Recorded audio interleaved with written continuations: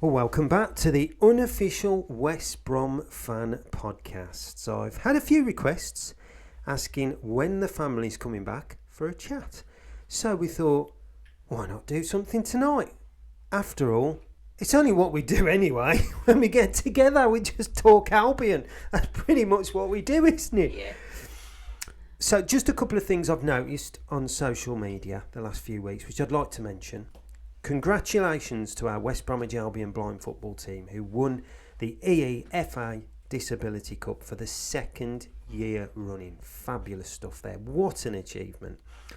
The hero, I think Essa Amjid, I think that's how you pronounce his name. Apologies if that's not how it is. But anyway, fantastic stuff. He was the match winner in a 2-0 win. So that was great to hear. Also, Dave Bowler back at the Albion as the club historian. Now, that is fantastic news. I don't know why he left in the first place, to be fair. I mean, you know, when he was there the first time, I used to read a lot of his tales on the website back in the day. And I also remember him doing co-commentary with, I don't know whether it was John Dunn or Scott Field. Memory serves me incorrect, but he was always doing the co-commentary on the Albion audio. And I used to listen, as I say, when I wasn't at the game. I was always listening. So great to have Dave Bowler back. Fantastic news, and looking forward to more of his stories on the history of West Bromwich Albion. So it is Friday evening, and I have just heard in the last hour or so, it looks like we're going to be signing a new striker. Well, all the rumours were Shankland was coming in. But it appears it is now Orna Hegebo, I think that's how you pronounce his name, a Norwegian striker, left-footed from Brann for around 4 million or just over 4 million pound. Turns 24 at the end of the month, I believe. Target man. I was looking at his records, 7 in 13 last season, 11 in 29 the previous. So he's not a goal-scoring guru by that, by that account, but as a target man, strikers, they're not really like that anyway. So, as a target man, that's what you would expect. I mean, I remember Marc-Antoine Fortuné not really scoring too many goals. But he did, he was a fantastic player for us. He's 6'1", so it's going to be interesting. But Dad, I'm going to bring you in quickly on this one. Daryl DK and Josh Madger, we've already got at the club, of course, but they've both only got a year left on their contract unless anything happens between now and this pod going out in terms of signing improved deals. What do you make of this potential new striker signing? Is this something we need? Is it the right thing? And Madger and DK, do they stay? Do one of them go? What's your thoughts on it? I don't really know a lot about the guy that we're trying to sign until you've just mentioned it to me. So nor do I, to be fair. I did look at the Hearts guy we were linked with. He got a good record, and I know you were just saying that he got 11 in 29. Yeah. Well, a 1 in 3 record isn't a bad record. I don't know what league he plays in, so I've no idea of what competition he's got, up against him. But with regard to Madger and DK, if they've got a year left on the contract, then if I was head coach at the Albion, then I would be just looking at them this coming season. DK has been unlucky with his injuries, but how far do you go? And Josh Madger's had his injuries, but when he has played, he's been, his goal scoring record last season was pretty good. So I think personally, I'd judge them on this season. That's what I'd be looking at. And take a view at the end of the season, or towards the end of the season anyway. Yeah, I think I'm at the same with you really with DK. I think he has been extremely unlucky with injuries, and there's a player in there. There is definitely a player in there for me. Josh Madger is also, though, he's been unfortunate with his injuries as well, hasn't he? So, in terms of the two of them, really, we've got to see how the land lies with them. I think you're right with this season and with this new guy coming in. I suppose you can look at it as strength in depth, for him to come in and fight for places with the two of them. So I think it could be quite interesting. In terms of the and obviously the the new kit that's come out as well. You know, that's something that I wanted to discuss before we get into the pod. So, Mum, I'm going to throw this out to you now, because you mentioned to me something quite interesting on the new kit, which you'd noticed. Yes. Which, you know, like I say, I haven't gone back and looked at the other kits, but I looked at last season's, and you're absolutely spot on with what you're going to say. But in terms of kits, have you got a favourite of what? Yes. Number one on my list is actually the black kit that we played in the 2007 League Championship playoff final. We've got to forget that one, haven't we? I know. I was there, and it wasn't good. It wasn't good at all. But no, I liked the black kit. I thought that was really nice. Number two on my list was the blue and yellow away kit from 24-25. Oh, last season? Yes. I quite like that. I thought that was quite stylish. I did like that. And then the season before, 23-24, was like, the only way I could describe it is Barcelona-esque. You know, it was a really nice sort of colour, the colours of Barcelona. That was the red and blue, yeah. I know what you mean. Yeah, I quite like that. That was quite nice. Nice, to be fair. I really, really like that.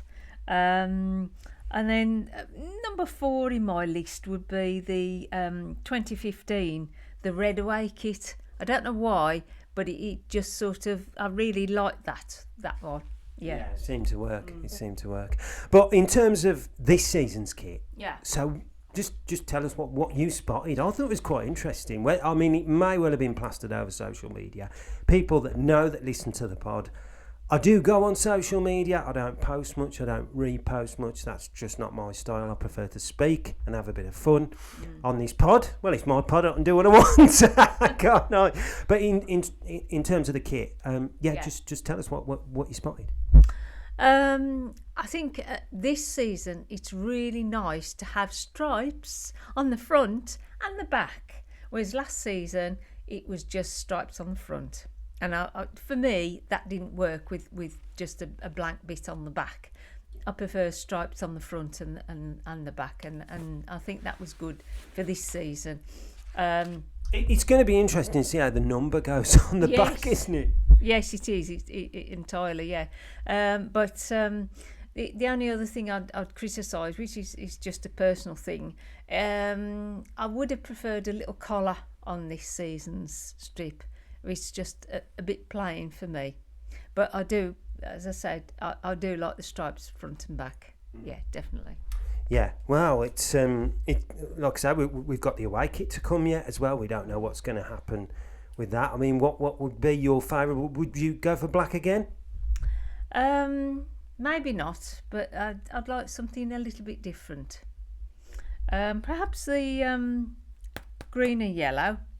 Oh, of course, the green and yellow. Oh, yeah. Oh, do you know what? This is quite interesting, actually. There was a debate about this on social media a few years back when I was more looking on it, but and they actually said it was yellow and green. So we've been saying it wrong all these years, yellow and green stripes. Mm-hmm. So is it yellow and green or green and yellow? I've always said green and yellow, but I don't think I saw this. Absolutely.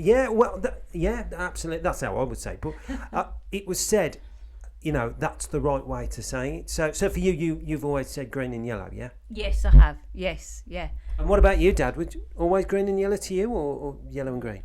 To me, it was always green and yellow, basically because that's alphabetically correct. But I do think there was a song about the team in yellow and green, so I think that's why other supporters would say that, because there was a chant about our team in yellow and green. Right, that would make sense. I like it, Dad. Yes, that does make sense.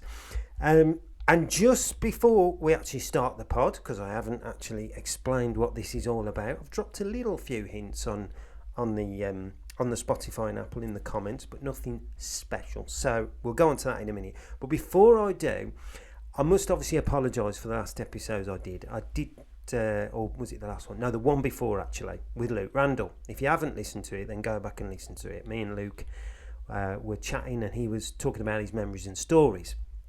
In the middle of that memory and story, I actually mentioned about my dad going to Villa Park to watch Aston Villa against West Brom, and West Brom won 7-1. Now, I got the score almost right, but not quite.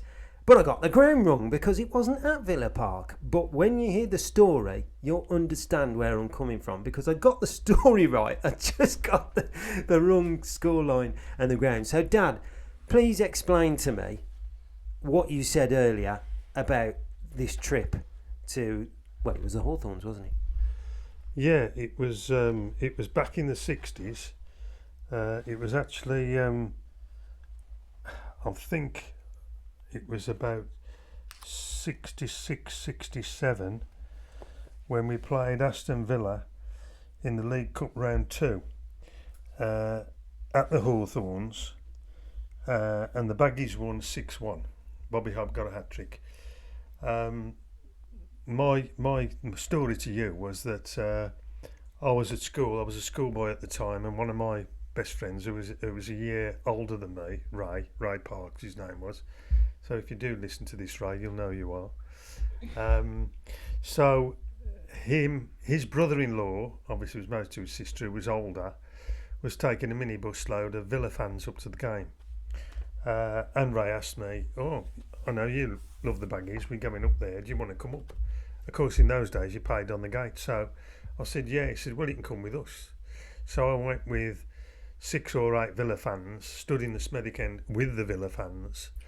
And all I can remember is I think the referee was injured and the linesman had to come on and referee. They had to appeal for someone in the crowd to come out and run the line, which did happen.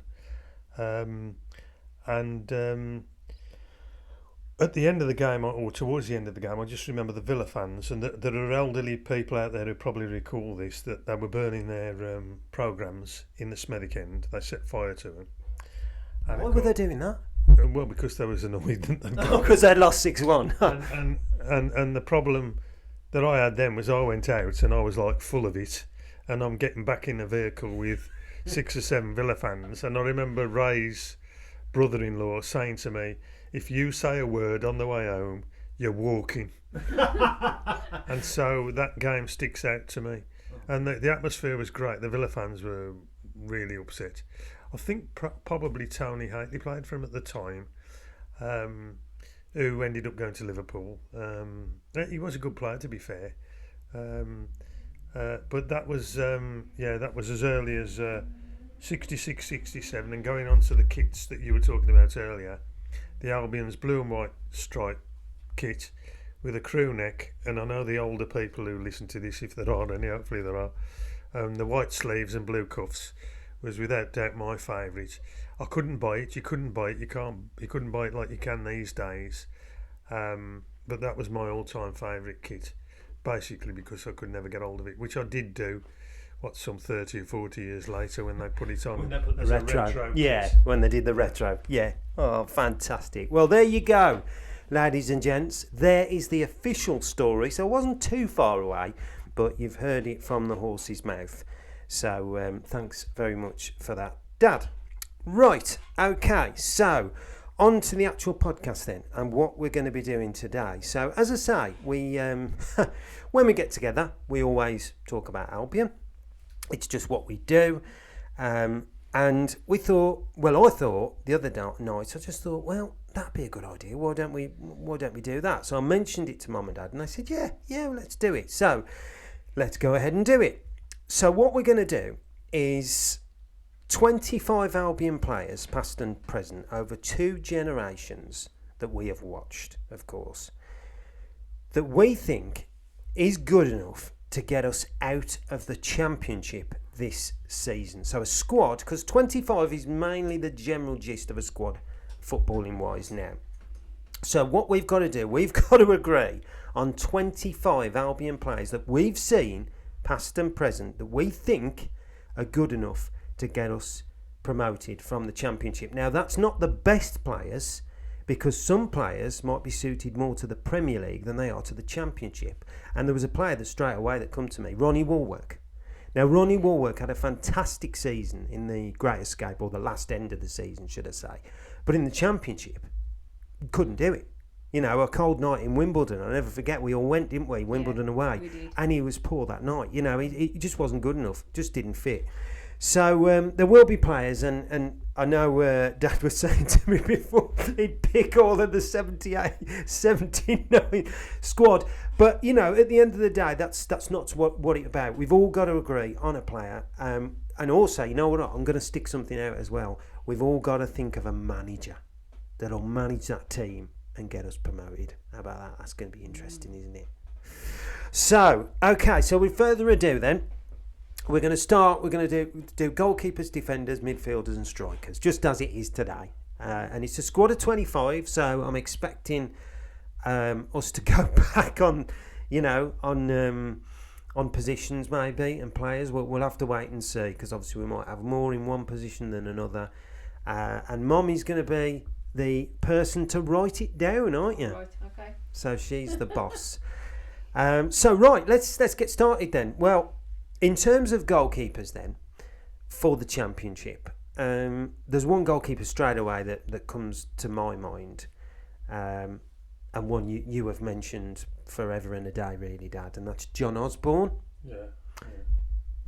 Would you go with John Osborne? Would he be one that you would put in? So it depends, like in today's football, that it's a different strategy. John Osborne was a good goalkeeper, yeah. I'd look upon John being up there for definite, God bless him. And there are other ones, like we're looking to get out of the Championship, like Alan Miller. God bless him too, you know, he's not around anymore. And you've got to look at players like Russell Holt, ain't you? So I don't know. I mean, I know you'd have differing opinions to me. Tony Godden was a good keeper as well. He was a great line stopper. Not perhaps the best in the air, but I'd never forget that performance against Manchester United in the 5-3. Oh, he made some wonderful saves, didn't he? In that one. At times he could be outstanding, and then at other games he could be the opposite. But he was in the team, like you were saying, in the 78, 79 team. I think it was when we finished third, I believe. And that side really, without a doubt, for me. And I'm lucky enough to live round the corner from Ali Robertson. That was the best side I ever saw, really. I know we got to the cup semi-final, lost to Ipswich 3-1, and there are people out there who'll remember that. Well, I went with my brother to almost every game that season in the cup, and we thought we were unbeatable. We truly did. It was gut-wrenching. Really was when we lost. No, you still talk about it now, don't you? It's the other thing wasn't. We get Brian Talbot back as a manager, and I know me and my brother were thinking, you know, that just didn't work. We remember. Did you think it would work, though? Did you ever think that would work? Well, you got to give him a chance and everything. But and I think that was instrumental in us having. We didn't have a good day at Arsenal that day, but John Wall getting his head split open early in the game. And to be fair, I mean, he was a lion, really, to carry on with the condition he was in. I mean, God knows what he must have felt like head-wise, because he was permanently bleeding. So, you know, and that type of player isn't around today. No. Well, this is it. But I think that could be a type of player that you'd want. You know what I mean, in your team in the Championship. So we'll come to that in a minute. So in terms of goalkeepers, then. I totally agree. I think Russell would be a good one. What do you think, Mum? What's your thoughts on Russell? Yeah, I think he was a good goalkeeper. My personal favourite would have been Ben Foster, actually. I quite liked him. I think he showed a lot of enthusiasm and tenacity, and you know. But yeah, I would agree with Russell Holt as well. Yeah, it's tough, isn't it? So I think. If we go, I think John Osborne then. We agree? Are we all going to agree on John Osborne, yeah? Yeah. So we'll all agree on John Osborne then. Although you never saw it. I never saw him play, no. But I've heard lots of good things from him. And did you say you had a story of John Osborne? Or you found a paper clipping or something, didn't you? Well, John Osborne, I remember, played one game. I don't recall the game, but I know he played with, I think it was two broken fingers. He got them strapped together. And in those days, they didn't have gloves. I mean, he just played barehanded really most of the time. And the other story was in the promotion season under Johnny Giles, the last but one game, the penultimate game, we went to Orient. Me and your mum went to Orient, midweek game. It was a 0-0 draw, and I recall that Jerry Queen, who was playing for Orient at the time, hit the post or the crossbar, I think, one or the other, and John Osborne turned around because he was in front of the Albion fans, and he was patting his heart as if to say, that was close. And someone threw him a cigarette, a light, and John had a couple of puffs off it. And can you imagine that nowadays? He'd have been sent off for that. But I do remember that, and your mum remembers that someone in the front of the crowd threw a cigarette who'd half smoked, and John picked it up and had a couple of puffs. And carried on playing then. Oh, brilliant. He's got to go in just for that then, hasn't he? Yeah. Yes. So John Osborne, Ben Foster, yeah, absolutely. I couldn't agree with you more. Best goalkeeper I've ever seen in my lifetime, Ben Foster, without a shadow of a doubt. The Liverpool game, I was there that day, away at Liverpool. I thought he was phenomenal when we beat Liverpool by, I think he was phenomenal in both, actually, when we beat him 2-0 up there. Under Steve Clark and Roy Hodgson when we won 1-0, and I was actually there for that one. So I think the three goalkeepers then. Right. Remember these are just from our generation. So we're going to go with Ben Foster, John Osborne. Yeah. And you think Russell Holt? Yeah. I think the thing is with Russell Holt. He played in the Championship. It was 27 clean sheets, wasn't it, or something? Something. Yeah, always reliable. Always. And I remember him playing for Derby before we actually signed him, and he made two brilliant saves when we played, and we drew 0-0. And I remember thinking, what a goalkeeper he is. And of course, just a few years later, we signed him. I actually mentioned it on one of my episodes, and that's funny, isn't it? How you watch a player and you see. So we'll go for the three goalkeepers. Yeah. Yeah. Is that agreed? All of us agreed on that? Yeah. Okay, so that's going to be Russell Holt, Ben Foster and John Osborne. Okay, so let's move on to the defenders then. This is where it's going to get quite tricky. In terms of right backs, now I know straight away the player that you're going to go to, Dan. Straight away, 100%. So I'm going to ask Mum first. Mum, an Albion right back, who would you go for? Well, to be honest, I've only sort of made a note of a defender, which is Darren Moore. Oh, okay, central defender. Yeah. Okay, yeah. So, we'll come to that. That. Well, I'm going to throw some players at you then, Mum. I know what Dad will say. Yeah. Because I know with positions that's like defenders in it. But Brendan Batson. Yes. Definitely. Tell me your views on you watching Brendan Batson. How good was he? Yes, he was an excellent defender. Obviously one of the 3 degrees. So yeah, I would have put him up there definitely. Yeah, he had. I mean, there's a few that spring to my mind, and I could be totally wrong. I'm going off the old guard now. Paddy Mulligan, was he? He was a good, yeah. He was in the team that got us promoted under Johnny Giles. Was Paddy, yeah. But you knew who I was going to say without doubt, Brendan Batson. Yeah, that's. He was in the side, obviously that finished third in the league. So he's got to be up there. Yeah, so we'll go with him. We'll stick him in 100%. Do you think he? I mean, obviously. Is he the best right back that you've seen at the Albion? I would say he probably is, yeah. We got him, I think we got him for a snip from Arsenal. I mean, I'd have to look that up, but I remember he played for Arsenal, and I don't think he really got in their team. But when he came to play for us, I mean, obviously the manager got the best out of him, Ron got the best out of him, but he was terrific for us. And like, you go back to the day, the big wins like the 5-3 at Man United, and there were other games, that we won during those 2 or 3 seasons that I can reflect on. I would say Brendan has got to be probably the best right full-back I've seen.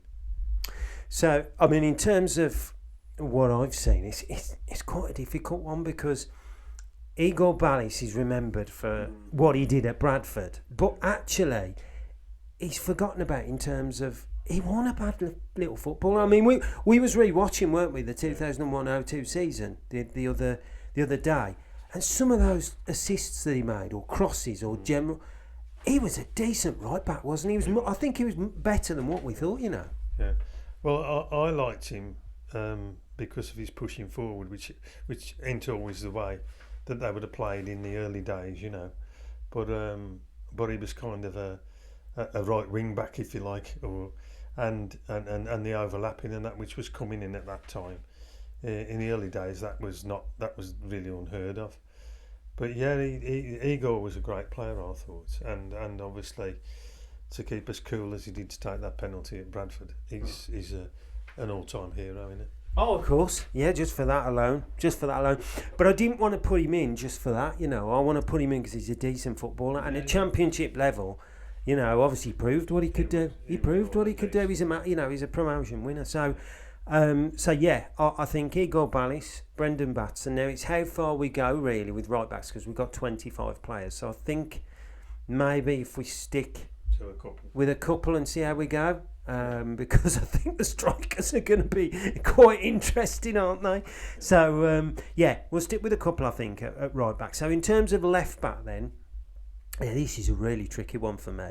I know straight away, I think I know exactly who you get. Go on. Derek Statham. Yeah. That good? Yeah. I mean, he used to live in Womben, where we lived, so we used to see Derek and his dad having a pint in the Wagon and Horses. And you was quite surprised that, obviously, he didn't play many England games, did he? But you were surprised that he got a few more under his belt than what he did, didn't he? Yeah, I can't remember how many times he played for England, but he was. The reason I liked him, he was a consistent player. I think that's the best way you could sum Derek up. Again, he was a bit like Brendan, which was the team he was in, mentored by Ron. They were pushing up. Which was a bit kind of, at that time, it's probably revolutionary, really. The fullbacks are going up, not only crossing but scoring goals. Because I remember Derek scoring on some muddy pitch at our friend Stoke up the road, and we beat them. And I thought, was that where he come from? Was it Stoke he come from? Or? No, I don't recall where he came from. Can't remember where he come from. He played for us at Stoke and scored. Yeah. He played for us at Stoke and scored, and I remember the pitch wasn't great. Hugh Johns was the commentator, I remember that. And Derek scored a fabulous goal there. I mean, and he did play for England, and he was in that 78 team, wasn't he? So, you know, I know I'm biased, and I look at that 78 team, and I think they finished like third in the league, and should have been second, really. I mean, we lost to Forest on the last day of the season, 1-0. Which is Clough's team, obviously. But we'd had that many games concertinaed into the last, 4 or 5 weeks because of the bad weather, which obviously we don't see nowadays. The pitches were ripped apart, basically. I mean, you wouldn't see grass in the goalmouth area then. So it was disappointing not to finish second. And I know, you know, Liverpool won the league by a good few points. But I think had we have managed to play our games at the right time, if you like, it would have probably been a lot closer than it was. Do you honestly think we'd have won it? Do you think we were good enough to go the whole way? I don't know whether we'd have won it, because Liverpool did have a good few points more than us that season. But I certainly think we were good enough to finish as runners-up. And that, like I say, is the reason that I'd say that side, without a shadow of a doubt, obviously from where they finished at that time, will be the best. Well, it is the best finish, isn't it? Is that, as far as I know, that is the best league finish that we've had since, from current, isn't it? The only thing I'd like to add to that is that the team was a good side that never won anything. So how do you judge a good team? I look back at the 60s team under Graham Williams as captain. We won the League Cup in 1966, which was my first season, 65-66. We won the League Cup that season. We were there again the season after and should have won it. We were 2-0 up, but we won't go into the details of the QPR winner. 1968 we won the FA Cup. 1969 we were in the semi-final of the FA Cup and lost to Leicester, and incidentally Everton were in the other semi-final, so it could have been a repeat of the 1968 final. Wow. But it ended up being the opposite. It was Manchester City Leicester instead of Albion and Everton. And the following season, 1970, we were again in the League Cup final and lost to Manchester City 2-1. Yeah. So we were a big Some cup team, yeah, definitely. Okay, so it's going to be Derek Stadium. I'm with you on that, to be fair. I mean, obviously, I don't remember him, but I've watched loads of videos over the years. As you know, you had plenty on VHS. I mean, the amount of times I watched back that Manchester United game, I dread to think as a kid. Growing up and dreaming that I'd see a West Brom team that day, which I still haven't seen to that day. But I've seen, I've been lucky enough to see us beat the big teams. Very, very lucky. And hopefully those years aren't far behind, happening again. So in terms of a latest left back, really. So for me, this is difficult. This is really difficult because there's two that spring to mind, and they both played together actually, and one turned into a centre back, Neil Clement and Paul Robinson. Yeah. Now that's tough because I really like Clement. I was a huge fan of Neil Clement. His free kicks, that left foot, it was just a trademark, wasn't it? And again, harping back to that promotion season. And then moving into the central defence and playing just as well as he could.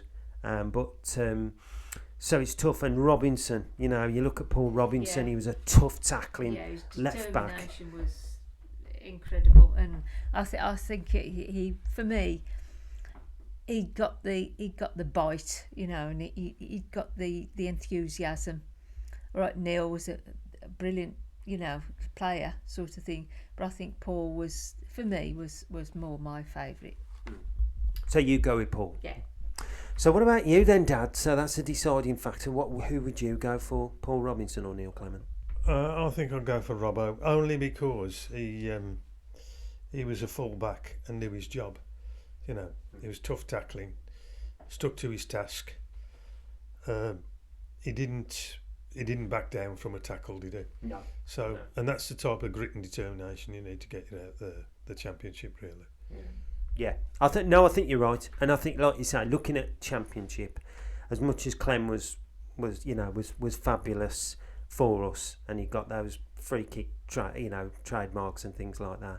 I think as a defender, if you needed somebody, like you say, to get you out of the muck, Paul Robinson would, wouldn't he? Definitely. To pull out a tackle, he was your man, really, wasn't he? Yeah.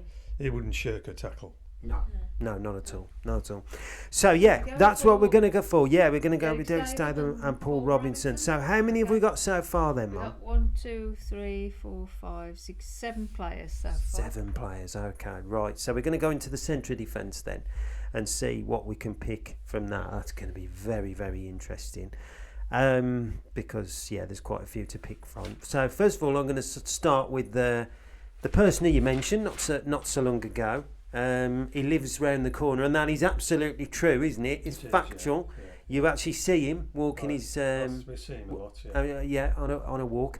And he still goes up the Albion, of course. Oh, he does. He does a lot, doesn't he? He does a lot for the Albion Foundation. Yeah. And I mentioned this on an episode not so long ago. When COVID had hit, I arranged a call, didn't I, for him to give you a call? I spoke to him. Yeah, I spoke to him, and I've since met him walking his dogs, more or less right in front of our property. And that's Alistair Robertson, by the way, if we hadn't mentioned I was going to say, no, Ali Robertson. Oh, Ali Robertson, of course. So, and a great guy and a top footballer, I have to say. And without doubt, he'd be my starting lineup. Yeah, he did. In the Championship? Yeah, he's. I mean, he was a Premier League player. He would be a Premier League player if he was around nowadays, really, because he was just a class defender, really. Again, like Robbo, he wouldn't shirk a tackle. He was big enough for it. Any challenge, he'd be there. So I'd have no qualms about picking him for my central defence, whatever league, really. You know. Yeah, again, because I didn't see him, but I did see lots of videos on him, and I saw the partnership he had with John Weil, and it was exceptional from the videos I watched. So, I was going to say, would you agree, Mom? Would you go with Ali Robertson? Because obviously you saw him play. I would, having watched him play, but obviously I was a bit younger. But I must admit, my sort of favourite was Darren Moore. I love his personality. I love the man, and I think I loved his way he was dedicated to, his fitness, etc. I did like the way he played as well, and it's all right. There's memories flashing through my mind at the moment of him in the Battle of Bramall Lane. Yeah, that was quite interesting actually. You mentioned the Battle of Bramall Lane, and I believe, and I've heard rumours around how, he could have been sent off that day, but he kept his calm. Yeah. He was raging. I mean, you see the videos. He's raging. He's absolutely raging. He wants blood. There's no doubt about it.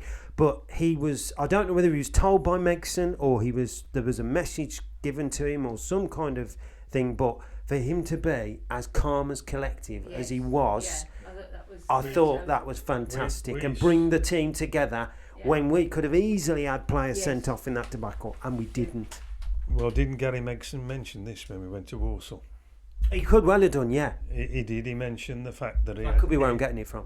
He had put a message out to any of the players not to get sent off, or they were gonna get a big fine. Yeah, a big fine. Yes. And I think he said that when we saw him at Warsaw, when Gary come did his he was interviewed by who was he interviewed by now? I can't remember. Well, no, it was I know Chris Lukowski. And did the night, didn't he? He attended, but I think was it Tom Ross? Was it? No, or was it Tom Ross? I don't think. No, I can't remember who it was. But I know Chris arranged it, and he's just arranged another one actually. And he does listen to this podcast as well, which is very nice. Thank you very much, Chris. Really appreciate it. I listen to yours. Don't worry. Yours and Adrian's. It's great, fantastic. Keep up the good work. Was it Adrian? Interview? It could have been Adrian. Yeah, could it have been? I'll be honest. It's been 5-6 years ago now, hasn't it? There's been a lot gone on. But it was a fantastic night. Really enjoyed it. And I believe the night that I've just had has been just as good as well. And I know Dean Walton, I'll mention Dean as well, because he listens.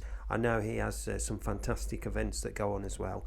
And one day I'd love to get to one of those. So fingers crossed. But I know, I think Gary Megson might be going there next. So, yeah, brilliant.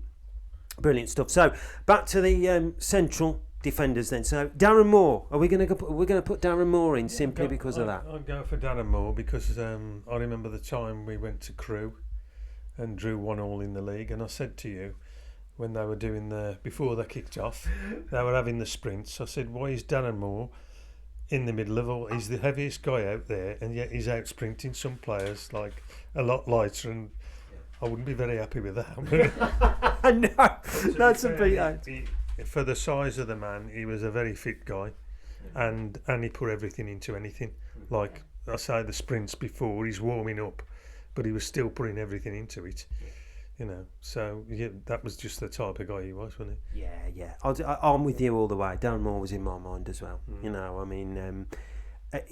People can say, okay, he wasn't a central defender with quality on the ball, but that didn't matter, as in like passing and things like that. But he wasn't told to do that. He was told to keep it simple, to be the strong defender that he was, and to get his head on everything and his tackling. And he was fantastic. He was quality on the ball when he scored against Crystal Palace. Oh, of course he was. Of course he was. Yeah, absolutely. But you get what I'm saying. You got these central defenders who play the ball out from the back. That wasn't Darren Moore's game, was it? It was a lot more simpler than that. Yeah. But I still think those defenders are needed.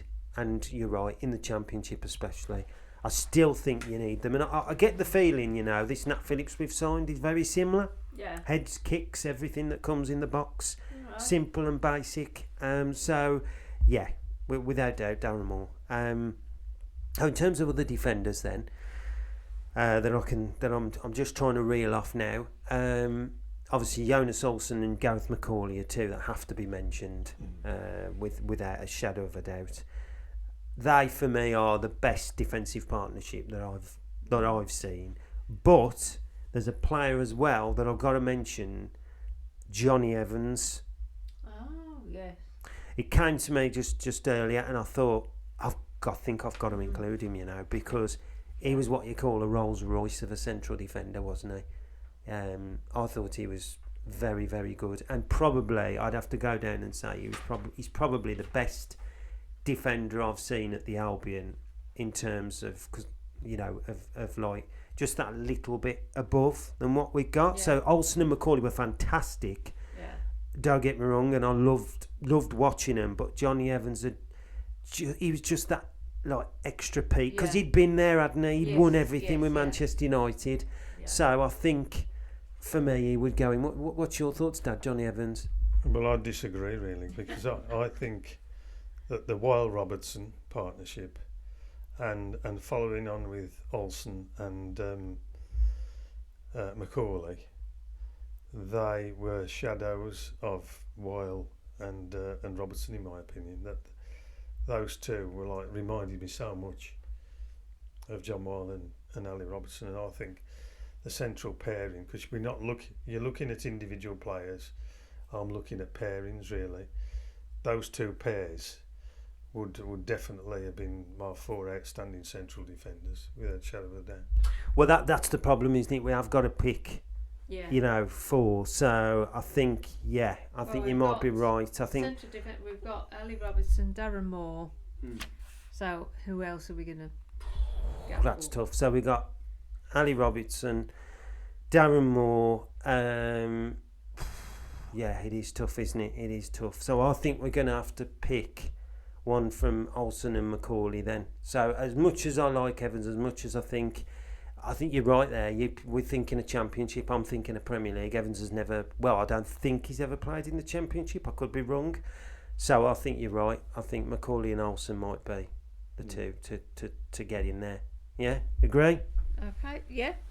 So should we try and do that? So we got Those two. So we're going to stick with Ali Robertson, Darren Darren Moore, Jonas Olsen, Gareth McCauley. All right. Yeah. Happy with that one? Yeah. I know John Weil could have got in there, couldn't he? John Weil would have been there for me, but Yeah. Okay. Okay. So it's difficult, isn't it? Because obviously you're looking at the Championship. Different years. Yeah. We're always going to have that debate, I think. Yeah. So how many have we got now? How many have we got now? 5, 6, 7, 8, 9, 10, 11. 11. See, it's difficult, isn't it? So we're like over halfway. Okay, so in terms of midfielders then, we've got... there's so many midfielders. So obviously the one straight away that I'm going to say, and I know you're not going to say he's a midfielder, but he could play in a number 10, I think, in the Championship if you were going to play him there. Would it be right in saying Tony Brown? Tony Brown played midfield, yeah. He played number 4, so he was kind of later in life. When I first saw him, he was a winger. But yeah, he under Johnny Giles, he was kind of midfield really, pushing forward and picking up goals. You got to put Tony Brown in the squad wherever you want to put him really, because he's our all-time greatest scorer, longest serving player as well. And you couldn't pick an Albion team without Tony Brown. So that's definite. Tony Brown? All the way. Yeah, Tony Brown. So going on to current midfielders, we had Mateus Pereira, we got Jason Kumas. If we had to pick one from him, who would you go for? Well, I'll go for Kumas really, yeah. There are plenty of other people out there. I mean, you got to think of people like Zoltan Gera. He was a fab player. Personally, there was a lot of ones in the early days who you didn't see, and of course, one big name that you've got to put forward is a guy who came back and managed us, was Brian Robson. I saw him play, and he come back from 2 broken legs, and I actually met him when he was about 20, 21. when he was a young kid who didn't know where he was going really. He didn't know whether he was going to continue in football because of the problems he'd had. And he has to be, you know, probably with what he went on to do, he would be probably the best midfielder we've ever had, or certainly up there with them. Yeah, no, I'd agree with that. Again, watching the videos, he was that left foot. I mean, he could do both feet, but you know, and that back heel against, was it Liverpool? Tottenham, wasn't it? Oh, what a back heel that was, brilliant. So we've got Brian Robson, Tony Brown, so that's 2 from the old guard. Are we going to go Jason Kumas then? Yeah. I think so, yeah. The Welsh wizard. I mean, for me, he's, you know, I look at Kumas and Pereira, and Pereira was outstanding, don't get me wrong. But I don't know what it was. I mean, I just fell in love with Jason Kumas. I absolutely loved him. He twinkled toes, and that performance and goal, when I was there at the City Ground that day when we won 3-0, and that goal, he was still up there as one of my favourite goals ever, where he just runs and smashes it in the top corner. It's absolutely sublime. And he was unbelievable that day. He scored 2 and set up 1. It was incredible. I'm going to go Jason Kumas. So we've got Jason Kumas, Tony Brown, and Brian Robson. Okay.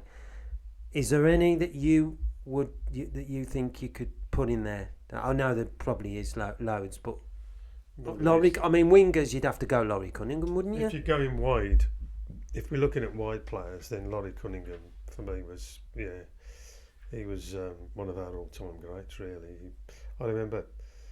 We signed him for 135,000 from Orient, and then sold him for £1 short of $1 million, I think it was, to Real Madrid.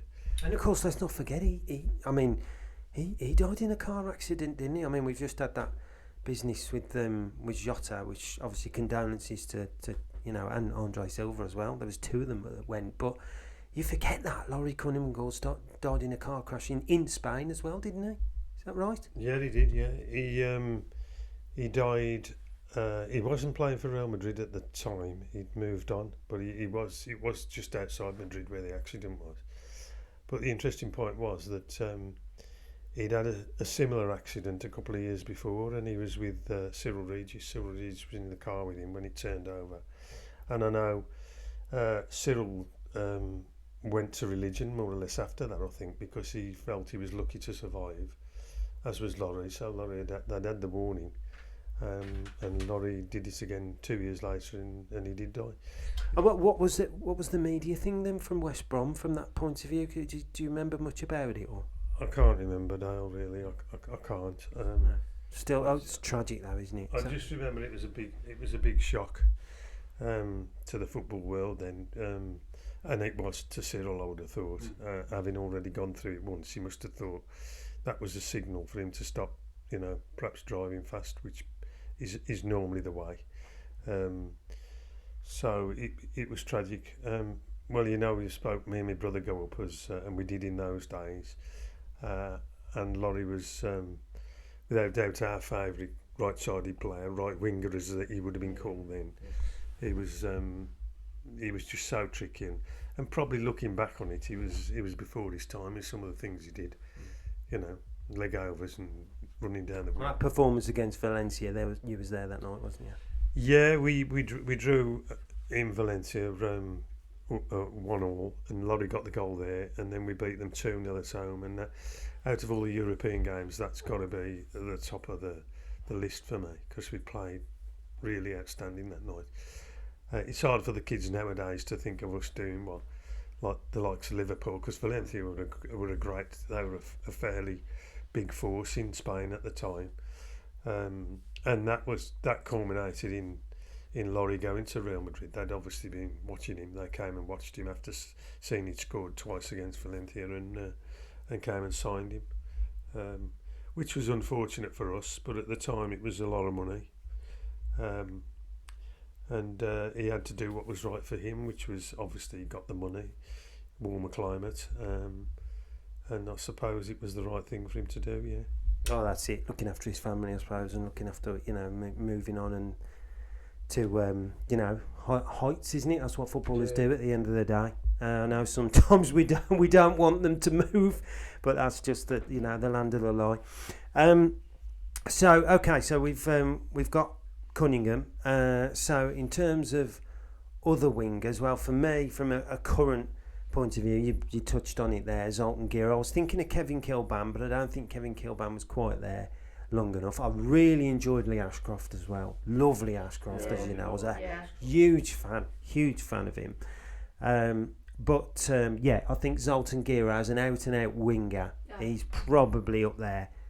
What do you think, Mum? Yes, I love watching Zoltan play, and I loved his showmanship as well. I mean, the somersault celebration. Oh, absolutely. It's great to be entertained as a spectator, and he entertained me, certainly. So do you ever remember, I don't know whether you do, but I certainly do, in my recollection is when the ball was going out for a goal kick and we played Birmingham. Yes, Birmingham. Sorry. People will know on the pod what Birmingham means to me. The ball was going out for a goal kick and Zoltan Gera slid and he stopped the ball from going out for a goal kick, and then he kicked the ball off the Blues player and he won a corner and we scored from that corner, and the whole of the Brummie Road end was completely... I've never seen anything like it, honestly. It was incredible. I've never seen a moment like it probably ever as an Albion fan. It was amazing. So Zoltan Gera, definitely. Yeah. Okay. I would have. I did think your mum might go for somebody else on the left side, and that would be. I think I know, Mum. Go on. I'll let you. That he's one of your favourite all-time Albion players, isn't he? Go on. Yeah. I used to love to watch Willie Johnston play, because he was so fast down the wing, and he was great character, absolutely. I can't tell you a comment he made when I was in earshot of his comments, but it needs to be sort of shallowed down a bit. Yes. But he was quite a character, put it that way, and I used to love to watch him play. It excited me to watch him play. And that's what it's all about, isn't it? Yeah, absolutely. Yeah, of course it is. No, we'll go with that one. We'll go with Willie Johnston. Yeah, absolutely. I saw a film. I mean, one player I actually really liked when I used to watch the videos was Peter Barnes. I watched him, and the amount of times he went down that left wing and put some great balls in the box. But did you really think he was that good a player? Because obviously you only see on the videos what they do, but for me, I thought he looked really good. Peter Barnes was a good player, along with Gary Owen, who was two we signed, I think, around about the time that we lost Robson and Moses to Man United. They were trying to appease the fans, if you like, but Peter Barnes was a good player. I always thought he was like one of these who blows hot and cold. He'd be brilliant one day, and then he'd be totally the opposite the next. But he was a real talent. He was a talented player without a shadow of a doubt. Let's not forget he played for England a few times as well. Yeah, of course. No, it's so we've got in terms of wingers then, we've got Willie Johnston, Laurie Cunningham, and who else? Zoltan Gera. Yeah. Okay, so shall we try and think we could get one more? And what's the count so far? So up to 17. That's quite interesting. Okay. Do we need another midfielder, do you think? I think we might need a midfielder. So for me, let's get a balance in there. We need a defensive midfielder. We need somebody who can tackle. There's only one player that I would put in without a shadow of a doubt. Spent years playing for us in the Premier League. Was superb in the Championship as well under Roberto Di Matteo, and that is Yusuf Malumbu. Yeah, Malumbu. I was thinking Jakob. There was also McInnes, of course. Yeah. Let's not forget. I mean, Derek was a great player for us and a great captain. I think he's probably along with John Wall. He's probably one of the best captains. I would agree. Because he did seem to get the players behind him. And let's face it, when we look back in hindsight, we all thought that team was never good enough to make the Premier League, and we did come down the season after, which we kind of expected really. But Mego did well to get that team out of the league, and you look at our form over the last, I think it was 10, 11 games, and we were so far behind the Wolves, we had no right to come back, but we did, and ended up 2 or 3 points more than them, I think, in the end. But it was, it was the whole team at that time put everything together, didn't they? Yeah, without a doubt. I totally agree with you. He's the best Albion captain. I did like Darren Fletcher, don't get me wrong, and I would have to say, from a Premier League point of view, Darren Fletcher is the best Premier League captain that I've seen at West Brom.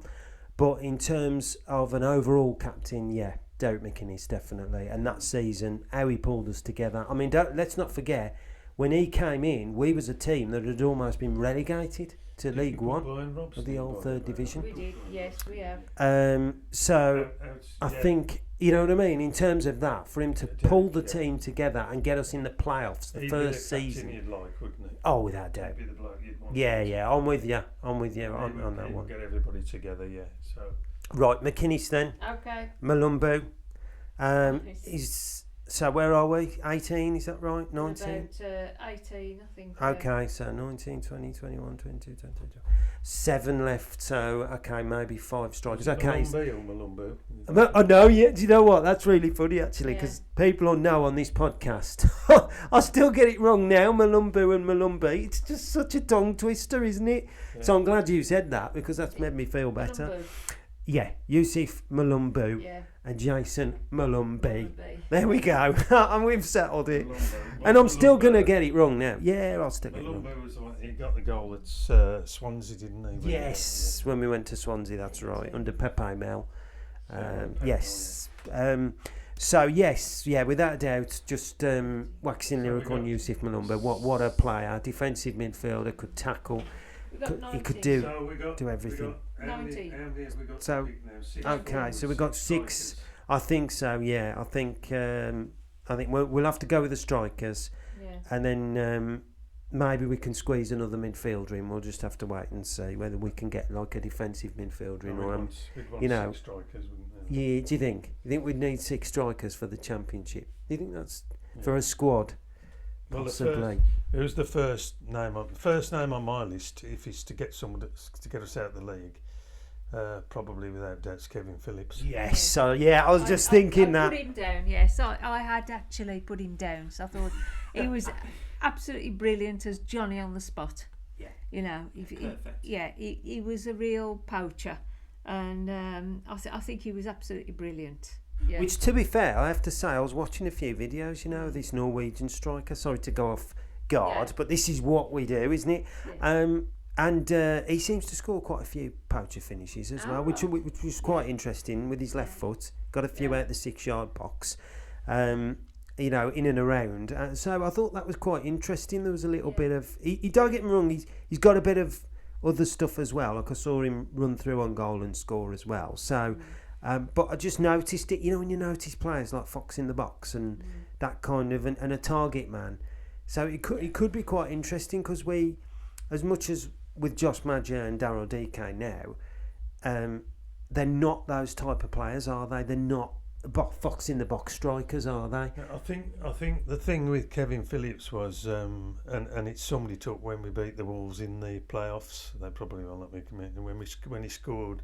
And listening to an Albion podcast, you got no Wolves fans listening to this. Don't worry about it. We actually, when he rose up to score with his head, and I mean, let's face it, he wasn't the biggest forward in the world, but to get up and win that ball and put it in the back of the net, that just showed what sort of striker he was. If he could get anywhere in and around the box, he was just your ultimate sniffer and striker, and those type of players, whether it be a tap in from 2 foot out or whatever, you need those players, because they know where the ball's going to end up. They take the risks when the ball spills out to the goalkeeper, like I think Bob did when we played Crystal Palace. The Palace keeper should have held the ball, but he didn't.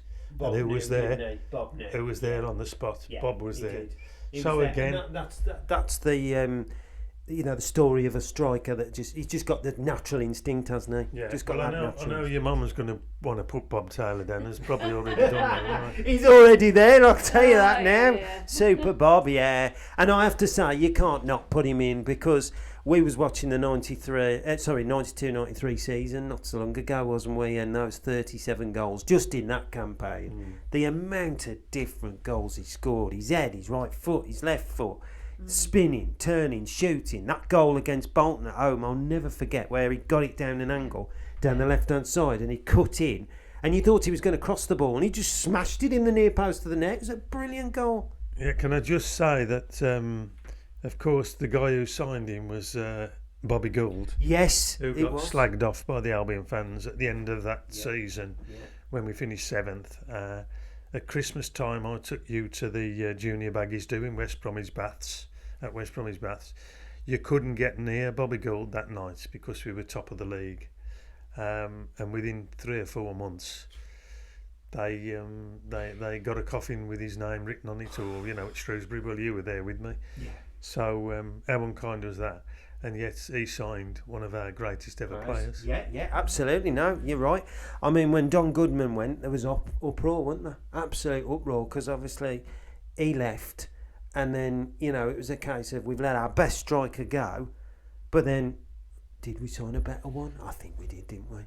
Can I just say that if I'm hoping Don Goodman ain't listening to this, and he's probably unlikely he will do anyway. If he'd have scored all the penalties that he had that season, we wouldn't have gone down. Oh yeah, the season before, didn't he miss 2 in one game?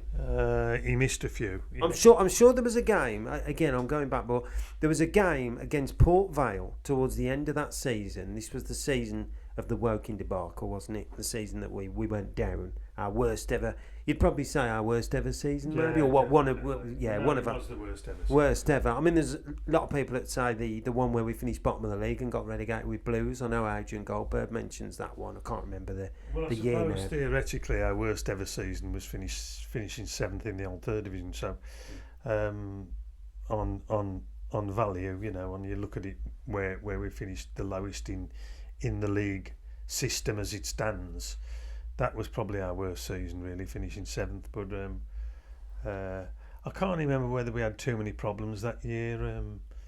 It was odd that we were top of the league at Christmas and then ended up being 7th. It was really strange. And to beat like the teams that went up, Brentford and Blues, we went there and beat both of them. Like I was watching it back not so long ago. We battered Blues 3. Well, I can remember it anyway. Beat Blues 3-0 and Brentford away. But anyway, so we digress anyway. But this is what it's all about, isn't it? We're just talking Albion. So I hope you're enjoying listening to it. And we're trying to get through the players as quickly as we can, but at the same time, it's so challenging. So I'm going to go back now. Best Albion striker. Now, obviously, I know Tony Brown, but we've got Tony Brown in the midfield. Who now is the best Albion striker that you've ever seen, Dad? Well, it has to be probably a toss-up, really, between Cyril and Jeff. It's difficult, really, because Jeff was a good out-and-out striker, played for England about the same amount of times as Cyril. There wasn't much between them. I think Jeff played 5 times. I don't know how many times Cyril played. Maybe not quite that many. But for tenacity and bullishness, probably Cyril would just about shade it from my point of view. But let's not take it away. Jeff was a great player. I'm sure Tony Brown had put him. Of course. Well, they were best mates, weren't they? He was best mate at his wedding, I think. He'd have him in his strike force. Yeah. Well, listen. And of course, I was a young he scored the goal that won us the cup won us the FA Cup in 1968. So for that alone, and I think from a championship perspective, he would suit it, wouldn't he? He really would, I think, Jeff. So I think we've got to put him in just for that because of his height. He was good in the air. Yeah. So, and crosses in the box, he'd be on them all day, wouldn't he? He would, yeah. On them all day. So, I think we'll try with the 2. So, we'll try with Regis and Aston. I'd have the 2 in there if I were. Bit of pace. So, you got pace with Regis as well. And power. And you've got goal scoring ability from both of them, because Jeff didn't know anything else but, where to put the ball.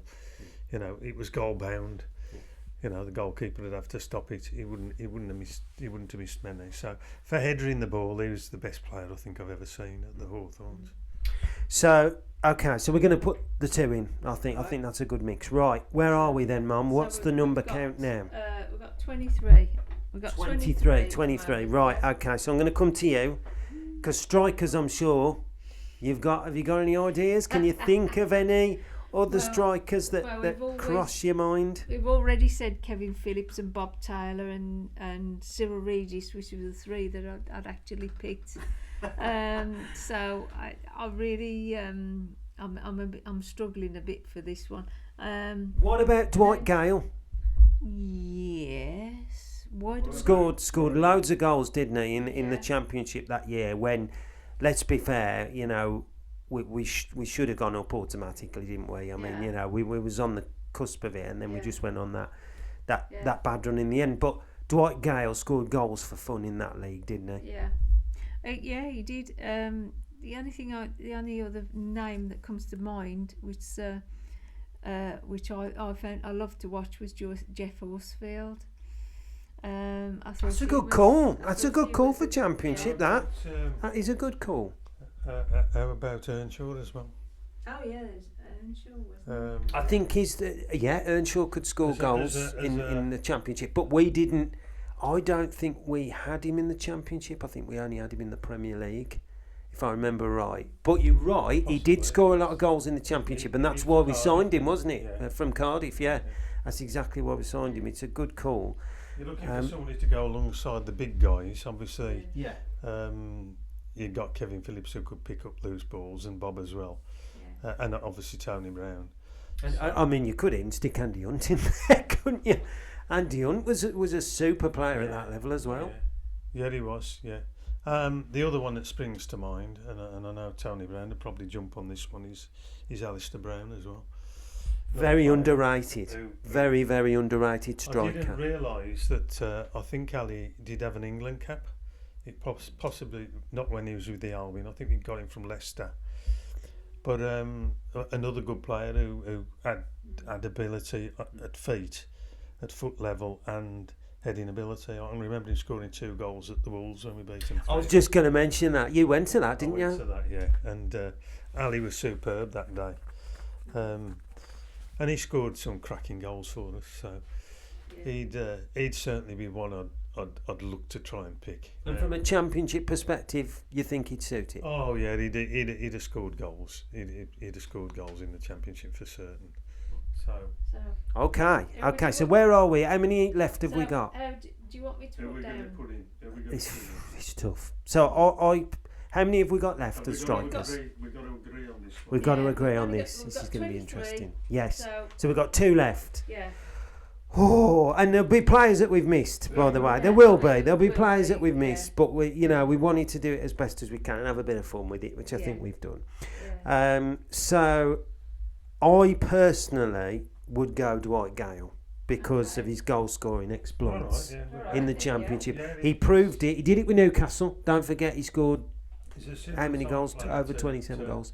Similar to Kevin Phillips, but he'd just be in the squad. No, not quite as good, but he was a clinical finisher, weren't he? He was a bit like a fox in the box. And he used to score free kicks as well, but and penalties, to be fair. So I think there's a bit of a mix there. So the last one then, this is so Ali Brown. You're saying, Mum, any ones you can think of? We're sticking to a forward here. Yeah, we got one. We got one more space. One more space. Is it 24? Somebody who was a kind of attacking midfielder who scored goals as well. Interesting. There was Asa Hartford.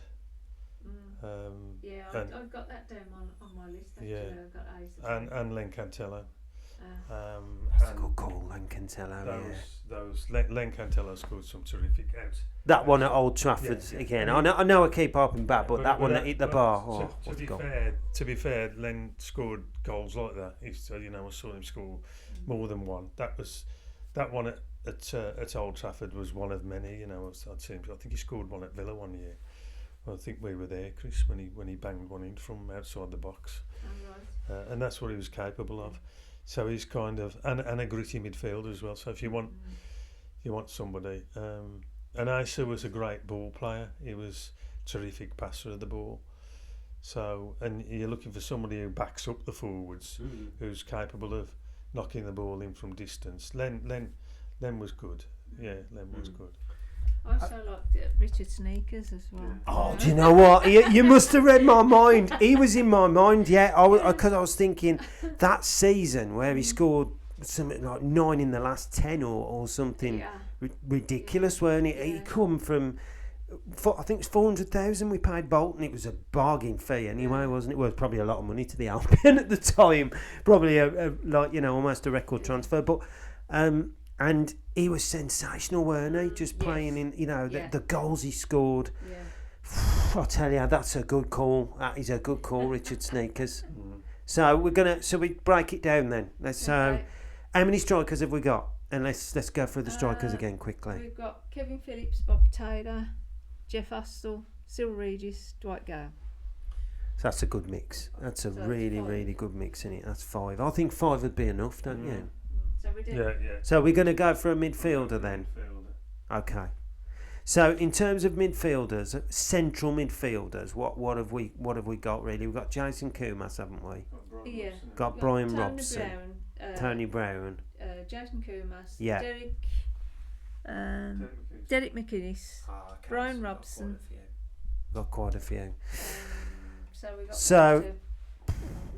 Yeah, I mean, I like I said, I don't really know much about Len Cantello. Like I said, I saw his goal, and I've heard you rave about him. Would you say he would be worthy of going in a team in the Championship to win us promotion? Was he that? From the names you've just heard there, what's your thoughts on it? Well, Richard Sneakers is a good shout because we know he was capable in the Championship. So to keep things a bit more update for the younger people, perhaps put Richard in. Yeah. Perhaps put Richard in. Yeah. Okay. Yeah. I like that. I could agree. I would be biased because of the team that Ron Atkinson had that year that finished third. And I know I keep harping on about it. Was without doubt. I could have picked all 11 of them, but I know it's impossible to do that without giving you guys a chance. But. No, I think we've done well. I think we've mixed it well. Do you know what I mean? And that's what I wanted us to do, really. Okay, so that's it then. Is that the full 25? Right, okay, so we're going to go through them all again. Goalkeepers, we've got, is it Russell Holt? Yeah, John Osborne, Ben Foster. Okay, Russell Holt, John Osborne, Ben Foster. Happy with that? Yeah. The only other one that I liked was obviously Alan Miller. Alan Miller. God rest his soul. And by the way, I've got to mention something as well. Russell Holt is not very well, or hasn't been very well lately, which is such a shame. So, wishing him all the best in his road to recovery. Really are. So hopefully he gets well soon. So Russell Holt. As I say, Alan Miller is very, very close for me because there was a performance against Nottingham Forest away, which I would have to say is one of the best goalkeeping performances I've ever seen. And if you watch it back, I actually included it on my pod with the amount of saves he made, because he must have made 5 or 6 brilliant saves that day. The Birmingham game where we had one chance and Sneakers scored the goal, and Miller was again outstanding. So he is very, very close of getting in, without a doubt. One from getting in. So those are the goalkeepers anyway. John Osborne. Russell and Ben Foster. Yeah, okay. Defenders. Then we've got Brendan Batson. Don't swear, will you? No, sorry. This pod's got to be clean. Brendan Batson and Igor Ballis. Yes, good call. Brendan Batson and Igor Ballis, yeah. The other one I thought was Stephen Reid, and I like Billy Jones as well. Yeah, I did like Stephen Reid a lot. I think he was very underrated. Very underrated as a right back. And I like Billy Jones again. I thought he was the same. I thought he'd come from Crewe. Just went under the radar, put in some great performances. Very close again, but no, we'll stick with them. The left backs? Derek Statham, Paul Robinson. Yeah, again, I don't think there's too much of an argument. Clement again comes very close, but yeah, I'd agree. I think Robinson would suit it. He was defensively minded, wasn't he? So yeah, we'll go with that one. Central defenders? Ali Robertson, Darren Moore, Jonas Olsen, Gareth McCauley. So those are the defenders. Okay. There's not a lot of pace in that central defence. Is that? But, you know, and the other one, shall I tell you one that I might well have put in as well? Thomas Gardson. Oh, yes. Do you know, I was trying to think of his He name would have today. been, do you know what? He Yeah. would have been perfect, wouldn't he, for the Sigurdsson, championship? A wasn't it? ball-playing centre-half, Thomas Yes. Gardson. He was like a Sigurdsson was midfielder. another one as well. Yeah, Yeah. absolutely. So, yeah, he would have... if I'd got the choice, I would have stuck Thomas Gardson in there, but I know we've all had to agree. So, yeah, is everyone happy with that? Yeah. Okay. Let's move on to the... Midfield. Yes, midfield. Tony Brown, Jason Kumas, Derek McInnes, Brian Robson, and Richard Malumbu. Sneakers, Malumbu. Yeah. Okay, yeah, okay. So, central midfield, yeah, I'm fairly happy with that. Yeah, definitely, yeah. And what about the wingers? Laurie Cunningham, Willie Johnston, Zoltan Gera. So we've got 3 wingers, but to be fair, they could both play right and left, couldn't they? Cunningham, yeah. They could switch wings, couldn't they? Yeah, could cut in. So that'd be a nice little balance. Okay, and last of all, the strikers. Let's go over them again. Kevin Phillips, Bob Taylor, Jeff Astle, Cyril Regis, Dwight Gale, and finally Richard Sneakers. Okay. So we're Richard Sneakers. We're going to Yeah. put back into midfield. Yeah. But to be fair, he may as well have played up front that season when he got 9 goals in 10 or 10 in 11. I can't remember. Our funny story, actually, I don't know whether I've mentioned this, but I remember being in the dressing room. You paid for some kind of special thing for me as a kid, and we played Derby County on the last day of the season. I don't know if it was the 95-96 season, or it was something around that anyway. Yeah. Alan Buckley was the manager in charge, and I actually went in the dressing room, and because Richard Sneakers was on this goal scoring streak, I actually said to him, "What time are you going to score today, Richard?" And he did. He scored. Yeah, he scored after about 11 minutes. Fabulous. Yeah, fantastic. And talking about, actually harping back to Richard Sneakers, we had a lovely little midfield battler called Peter Butler, didn't we? Yes. As well, which you sponsored, didn't you? Your company sponsored Peter Butler, didn't it? Didn't you? It was a gentleman, wasn't it? Long time ago, wasn't it? That yeah, he was a biting midfielder. He was a bit like a Derek McInnes type player, wasn't he? Yeah. No holes barred, you know. Yeah. They had a good combo, didn't they? Those two. Plenty of bookings, I would have thought, Peter Butler. So, plenty of bookings. Yeah, he did. He liked the yellow card, didn't he? So, just before we close, then, I hope you've enjoyed listening to this episode. It's been a bit different, as I say, but we just wanted to talk Albion and have a laugh, which is what we'd have done anyway. So it makes no difference. We just threw this extra bit in, for a bit of fun, really. So yeah, if you want to get involved and you want to drop us a tweet, or then you've got our Apple comments and you've got your Spotify as well. Whatever you listen to, whatever your device, just drop us a message on there. There's also an email address as well, which you'll find on there now, which I've just set up. So you can drop me an email there if you want to come on the pod. Or, if you just want to say your 25 Albion players that you would have and get us promoted from the Championship. So we've done our bit, that's for certain. So, well, I just want to thank you both for agreeing to come on and have a chat. So, Been a pleasure. Yeah. Well, no, thank you very much. And we've had fun, haven't we? We've had fun, I think. Yeah, it's been good. Yeah, and there are lots of people out there who are going to disagree with the players. Oh, of course there are. There are lots of other players that perhaps I would have picked that you wouldn't have picked, because you look back at players. There's players we've missed. Like players like international players like Bobby Hope, people like that.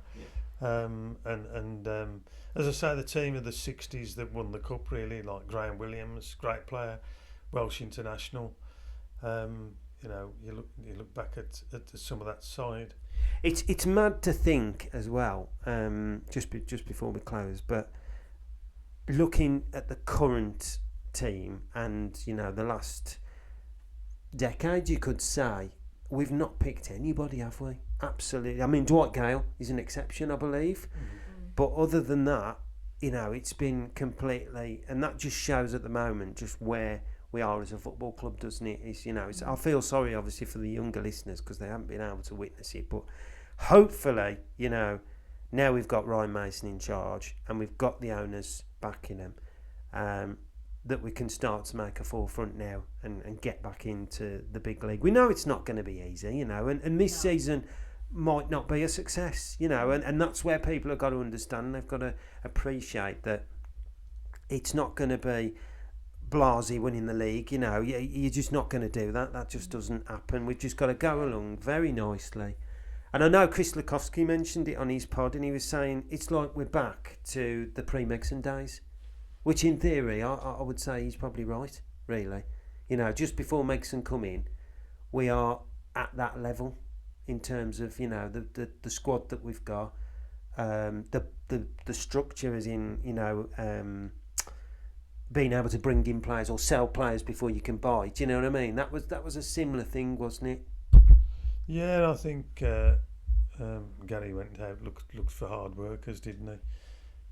They didn't necessarily have to have the quality, and he pulled in some good players like Andy Johnson as well, people like that. See, that's another one. That's another one you could have included, couldn't you, Andy Johnson? Because his work rate and he was just Mr. Reliable, wasn't he? Well, he was one again like Paul Robinson, when he's grit and determination, and Derek McInnes, who we put in the side. So Andy could have been in there because he was just that type of player. The ball's there and I'm going to win it. Yeah, exactly. Yeah, no, he was, and it was like the step up, wasn't it? So.